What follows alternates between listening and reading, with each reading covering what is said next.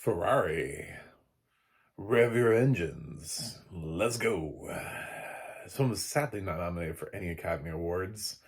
It does star Adam Driver as Enzo Ferrari. It has also Shailene Woodley and Penelope Cruz playing, I guess we could say, the two loves of his life that are not cars or children. I don't mean that in a creepy way.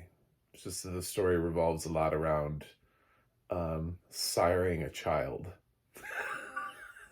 Making sure the name lives on.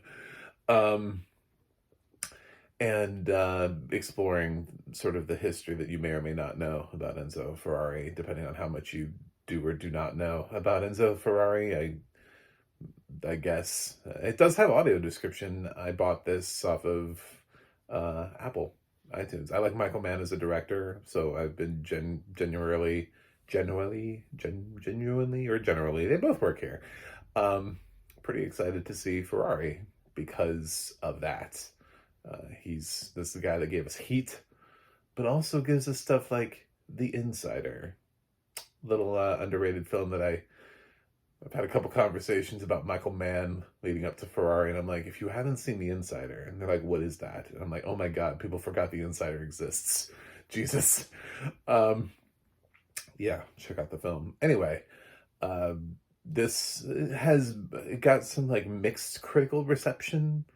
Adam Driver got sort of like, it's kind of what critics, if you click on their review, you hear the sound from critics. Just for his performance in Ferrari. But like Penelope Cruz is like, oh my god, fire. She's nominated at the Screen Actors Guild Awards for Best Supporting Actress. Sadly, not at the Oscars, there's a lot of great supporting actress performances this year that weren't nominated, so I just chalk that up to one more. It's not like she hasn't been nominated before. If anything, I was actually kind of impressed with Shailene Woodley here, and no one's talking about her. She totally disappears here, and I'm like, this is the girl with a Secret Diary of American Teenager? I can't hear her at all. Like, I don't hear her in this role at all. If somebody didn't tell me that was Shailene, I could have guessed 1,000 actresses. I don't think I would have gotten to Shailene Woodley if I didn't know she was in this film. I would have been like, I don't know, Rachel I don't know, Meryl Streep. Like, I would not have ever thought of Shailene Woodley in this film. She's come such a long way as an actress. She's a very divergent actress, even one may say. Subscribe for film references and as adjectives. And Ferrari follows the story of Enzo as he develops his brand, which is basically his last name, on the racing circuit as being, the pinnacle of everything racing, in terms of being able to develop this car that everyone wants, and making sure. And he works with, there's a lot of racing that happens in the film. There's kind of a big event that happens in the film that, again, historically, I'm sure if you follow history, you'll know his life and things that happened. And there's a thing that Michael Mann includes here where I was like, that's why the films are. Okay. No, there's a sex scene, but I mean, otherwise the film is kind of not that, it's kind of pretty tame. It's not, I would probably let my kids see this, except, yeah, at least like teenagers. I would say like, this is really close to being PG-13 for me.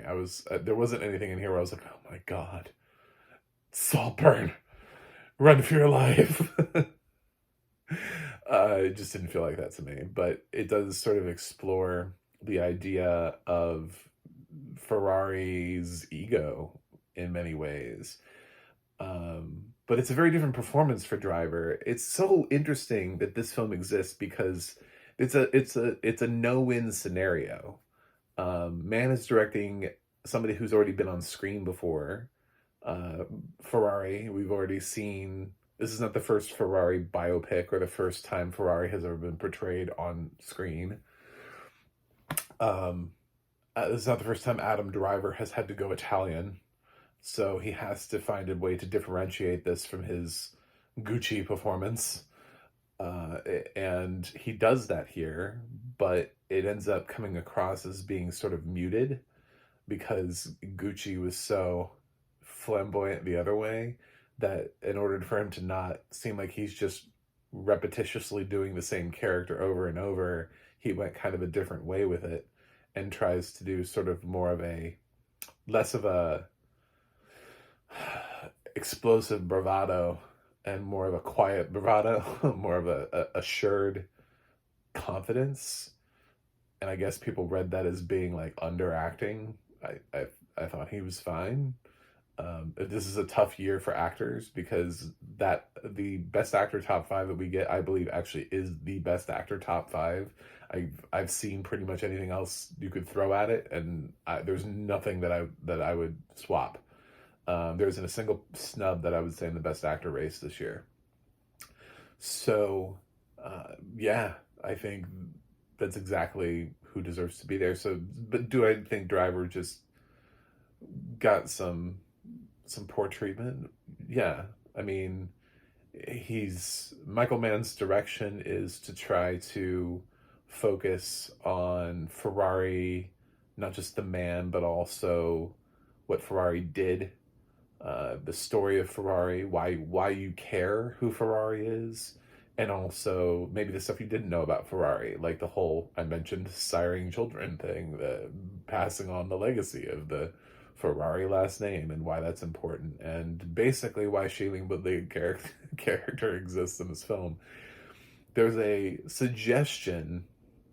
hint of suggestion that had something not happened to Driver and Cruise's relationship that Shailene Woodley and really wouldn't be necessary. But and Penelope Cruz's character has to deal with a lot of that guilt and rage and anger, and when she finds out, and just a lot of stuff. So, it's really interesting. I thought this was a really interesting film.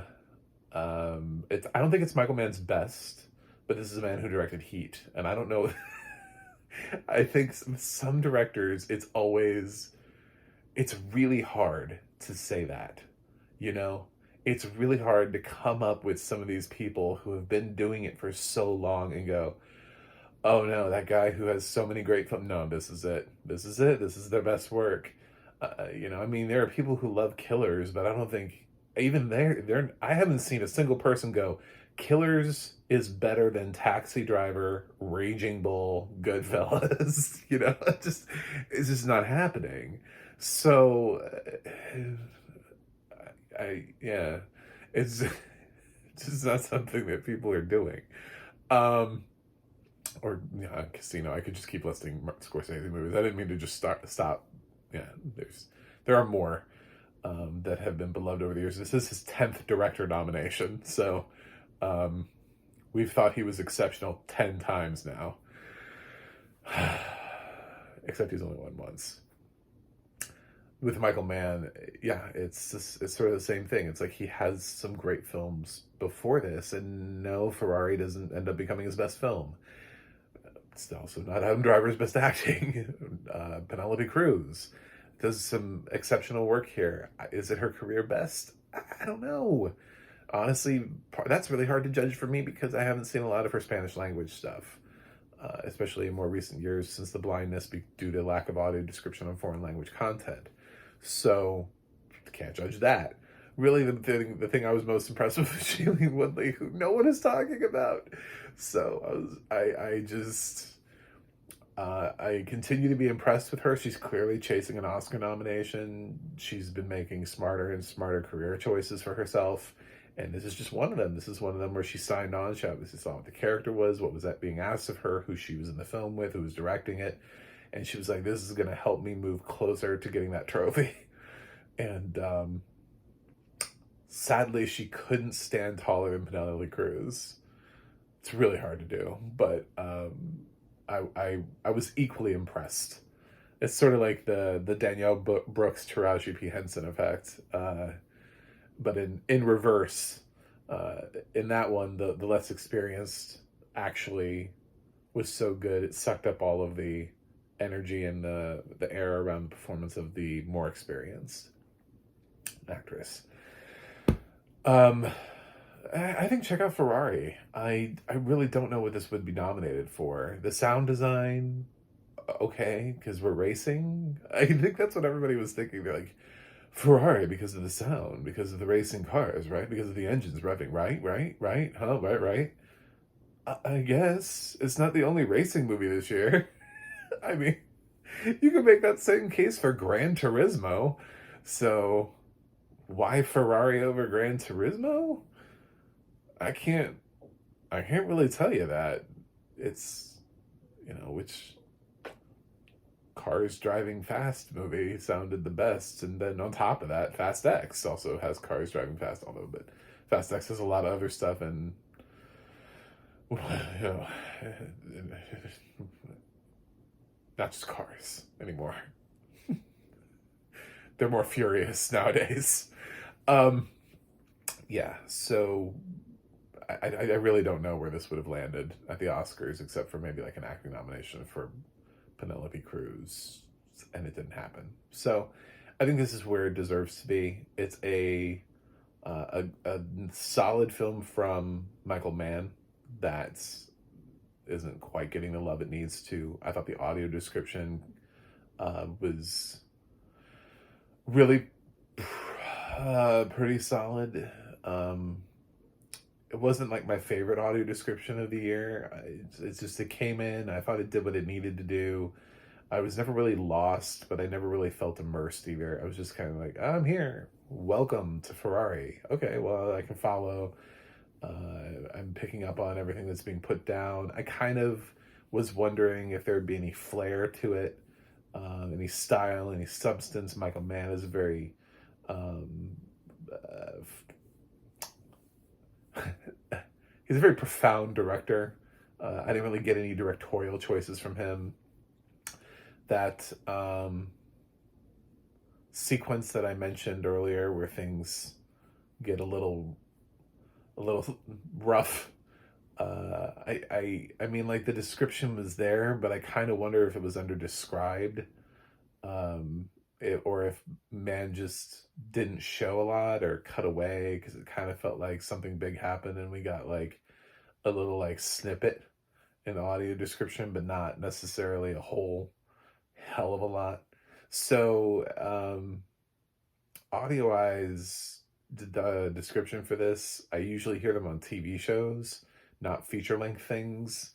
And they usually work better in TV shows because there's a lot less to describe in a TV show that has like a set and they keep going around the same locations because it's a set that they've built and they don't run around all over the place and it's not like a high production value.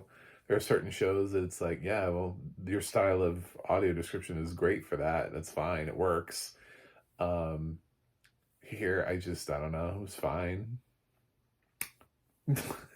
Not, like, it's hard to be too critical because I don't know what I missed out on. The questions that I have are, what did it show? What actually am I missing in that frame and not being able to see? I feel like I'm missing. It's just there's a sense. It's like a spidey sense of just knowing Michael Mann and being like, God, I feel like there's more to this scene. There's got to be something more in this frame happening.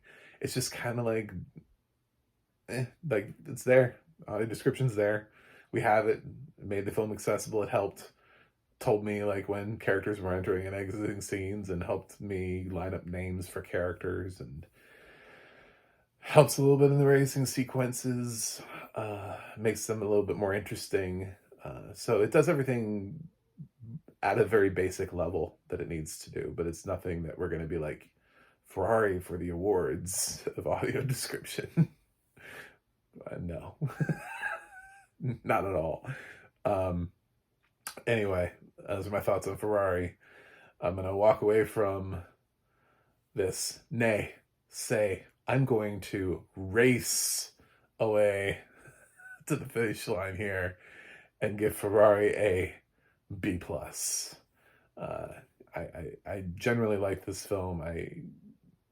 But it's also not my favorite Michael Mann. So, yeah. So there we go. It's a B plus film, and sometimes B plus films don't get Oscar nominations. That's life. Anyway, thanks for watching. Hope you click subscribe. Otherwise, I'll slip away forever, and you'll never see me again. I have a website, macmovieguy.com. You can follow me on X, Threads, or Instagram at MacMovieGuy. I love to talk about audio description and from blind film critic perspectives so that people know we exist. You can also go to the Audio Description Project, adp.acb.org. It'll let you know what has audio description, where you can watch it. And you can go to the ADNA.org. That's the ADNA.org. It'll let you know who's narrating your favorite films and television series. That's it for me today. I'll watch something else and see you guys on the other side.